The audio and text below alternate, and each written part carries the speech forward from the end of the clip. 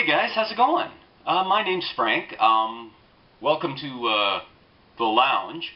The Lounge is a fictitious place. It's actually my basement. But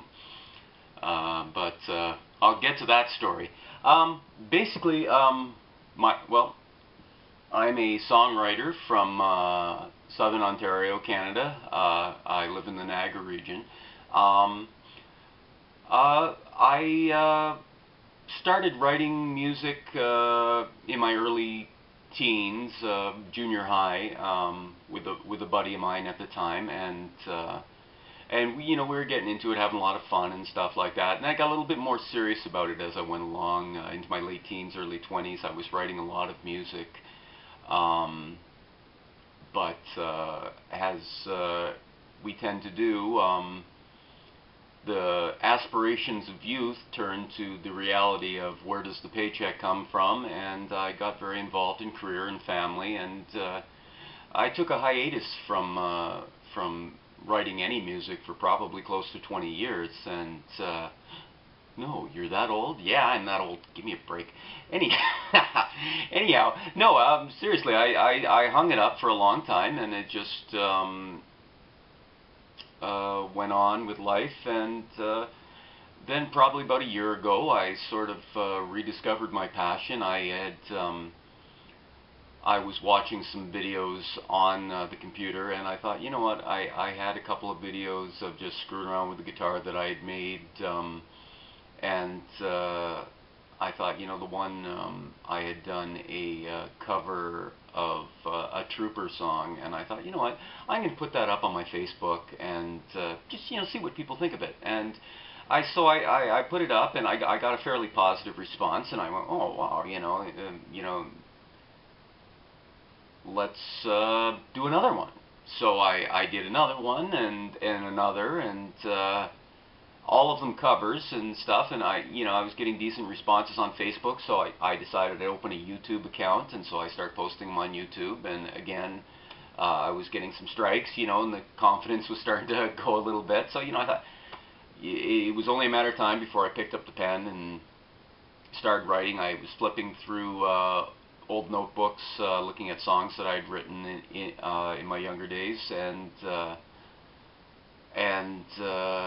just started messing around, and I came up with a couple of songs, and so I worked them out and recorded them and posted them up, and again got a fairly positive response. And then I ended up joining a site which is now defunct, called Lime Booth, which was sort of an artist community where you could submit your stuff, and other amateur artists would look at it, critique, offer advice, offer support, and I met a lot of fabulous people and got a lot of great responses, a lot of great feedback and stuff, and it just sort of blossomed from there. So that sort of brings us to here. When I was doing my videos, I tended to do a lot of hi, how are you doing, good morning, opening and closing statements before I'd actually play my song. I was spinning the camera into the scene, mostly because I was recording on a little handy cam, and what I was doing is I was turning the camera on, letting it go into focus. That way I could see the record was on and everything, and then spinning it towards myself. And and then I had people responding to the videos, hey, I love that. That's kind of like your trademark, this camera spinning in. Well, they like it. I said, well, I got to keep doing it then. So that sort of became a thing, and people were really enjoying the sort of intimate feeling I was giving by chatting with them, and so I had just kept building on that. In university, I was a theater arts and visual arts major, so I performed on stage before, and have that ability to forgo the shyness in front of the camera and be natural. The biggest difference I found was when you're acting on stage, you're someone else. You're becoming a different character. You're going up and you're doing your thing and stuff like that, and you have a certain separation from yourself. Whereas when you're playing music, it's you. It's coming from the heart. and as a writer too, a lot of times, you know, you feel that vulnerability that you're exposing your soul, and you know, not everything I write is autobiographical. Autobiographical. Let's try that again. Okay. We're not going to have outtakes at the end of this. What you get, what you see is what you get. I could probably make an outtakes reel, which would probably be funny, but we'll skip that this time around. Anyway, what I found is yeah. Let's get back on track. Okay, I'm back on track now. Yeah, so I was recording up in the loft of our house, and then one day I was told that a piece of furniture was going to be coming into the loft, and there was no longer room for all my musical equipment, so I was told I would be vacating the space.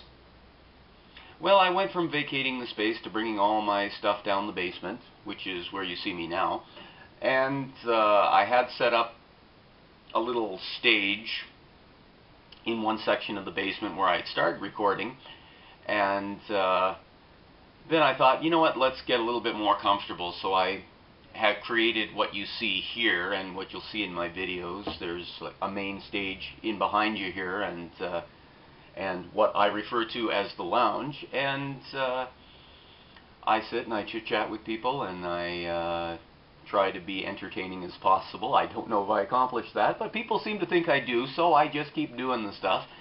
And I try to bring that little bit extra, you know. I try to draw in. I try to draw on the fact that I don't mind being a personality, and I just I go with the flow, and a lot of the stuff that I do, you see on my intros for my videos and stuff, is very off the cuff. Occasionally I have a joke in mind that I want to work in, but a lot of times I start the camera rolling and I just go for it. That's plain and simple, and yeah, that's me. I love music that's raw. I love the garage sound. The garage sound to me is so fantastic. It's just it's people getting up there and playing rock and roll because they love the music. It's not about a big production. It's not about the video quality. It's there. It's live. It's raw. It's interactive, and you know, I dig that so much. Yeah, a guy standing on a street corner with his guitar and his hat out, collecting some loose change and stuff like that. I think that's fantastic. The guy's doing something that he loves, and you know, all the power to him. I dig that so much. So you know what? I tried to bring some production value at some points to some of the videos and stuff, but when it really comes down to it, what I really like to do is I like to turn on the camera and just go for it. You know, I tried working with the sound editing and stuff like that, you know, and it does have its value and stuff like that, but you know, sometimes you just want to grab your guitar, you just want to play a song. It's, you know, it's like sitting around a campfire at a party. It's that man on the street corner, you know, you just go for it. Just go for it. Just, you know, doesn't matter how the video looks. It's what's in the music. What's it saying to me? How does it make me feel? You know, how does it make you feel? That's really, to me, what music is about. Growing up, my favorite band of all time has always been the Beatles. I'm too young to have remembered their initial splash, but by the time I was in my young teens, I was very well aware of who they were, and got very much into their music and their solo careers, for that matter, particularly John Lennon, George Harrison, very big fans of theirs. Loved Bob Dylan. Still love Bob Dylan, not loved. It shouldn't be like a past tense thing. And then the folk rock scene that came from his work, that sprouted up in the mid '60s, and the work of people like Roger McGuinn and the Byrds, um, you know, and then Canadian artists like Neil Young, Gordon Lightfoot, Joni Mitchell. I always seem to gravitate towards Canadian artists. I don't know what it is. It's not like I am Canadian myself, but it's not like I seek out Canadian artists. It's like I have this kinship that's like innate, and I'll hear a song on the radio, go, hey, you know, I kind of like that song, you know, and then I'll find out like a month later this is a new Canadian act and stuff, and or you know, I buy CDs and stuff like that, you know, not knowing where they're from really and stuff like that, just knowing that I like the music, find out they're Canadian. So I have tons of Canadian content in my collection that I listen to and stuff. So I would have to say that homegrown acts have been one of my biggest influences my entire life on my writing and performing. But as I said, the lounge sort of evolved. People were digging what I was doing here. And this fictitious venue, people were getting an absolute hoot out of this. Me arguing with my announcer and so on and so forth. And so I had one fellow who I knew through one of the music sites, and turns out he doesn't live he lives in Southern Ontario as well, and not too far from me. So we thought, you know, let's get together and we'll do like a live in the lounge, and you know, and so we made a general announcement that we're going to do this. So being on these various music sites, we knew people from all over the world that we were chatting with on a regular basis and watching their music and stuff like that.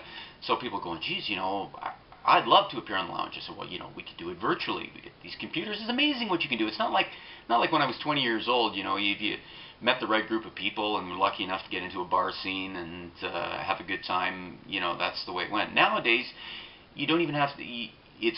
Studio sound is fantastic. Don't get me wrong, but what you can do in your own house now is absolutely incredible. And the fact that you can chat with people all over the world. I collaborate with people all over the world, and it's so much fun. And so anyway, so I said, you know what? You can appear on the lounge. We'll script something out. We'll put the video together. We'll you know, each do our own little bit, and we'll do the editing and stuff. And you're here. So it's been one step after another.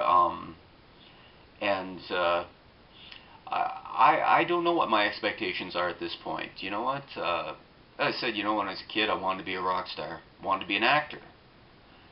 Now, you know what? I have a day job, and I have this life away from the music and stuff like that. But I love the music, and I regret having hung it up for so long, because it has a great therapeutic value to my life, and whatever comes of it, I'm just enjoying doing it now, and I'm enjoying the people that I'm getting to meet along the way, and I hope you enjoy what I'm doing, because you're going to get a chance to see some of these videos, and I try to be as entertaining as possible, and so far, like I said, I'm getting some good responses, so I hope I am as equally entertaining to all you folks watching today. And so, without further ado, let's get to the music. What the hell is that? That's so... I don't know. That's just so that. Whatever that is. Have a good day, people. Oh my. Okay, and now the song that ended the 20-year hiatus, an original that I wrote at the beginning of last year to start it all back up again. A song I also hope to play up in Toronto at Open Mic in the coming week when Gary Woods and I take the show on the road. Wish you could all be there. It's called Lying Here Next to You.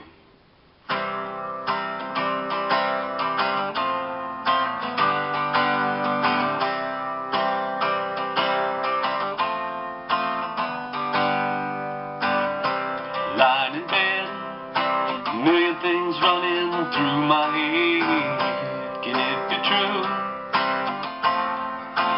lying here next to you, watching you gently breathe, finding it hard to believe.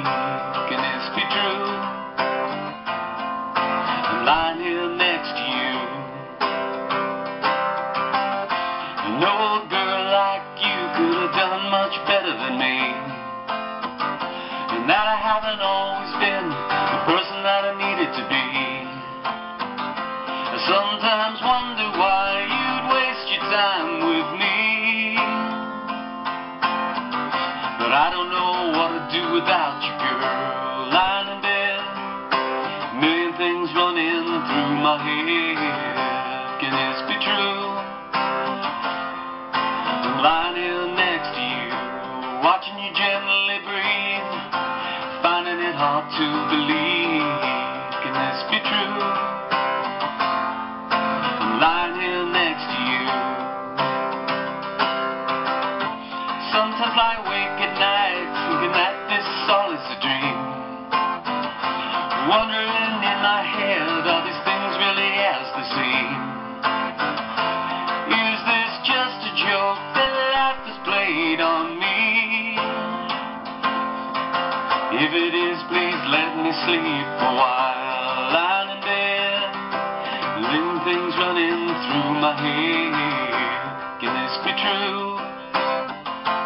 I'm lying here next to you, watching you gently breathe, finding it hard to believe. Can this be true? I'm lying here next to you. If you find someone down the road, you don't feel the same for me, and it's time to move along and seek another destiny. Hold me one last time, if only for a while.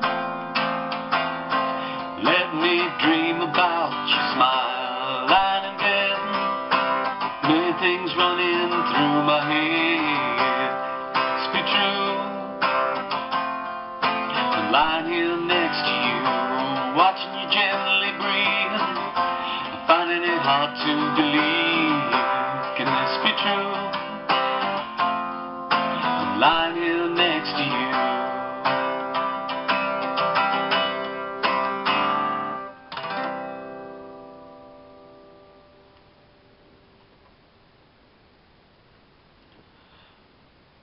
Thank you so much for listening, and do stay tuned and keep your eyes and ears open for the launch of Bandland Records Radio. And on such radio, you may just hear a show occasionally called In the Lounge. See you there.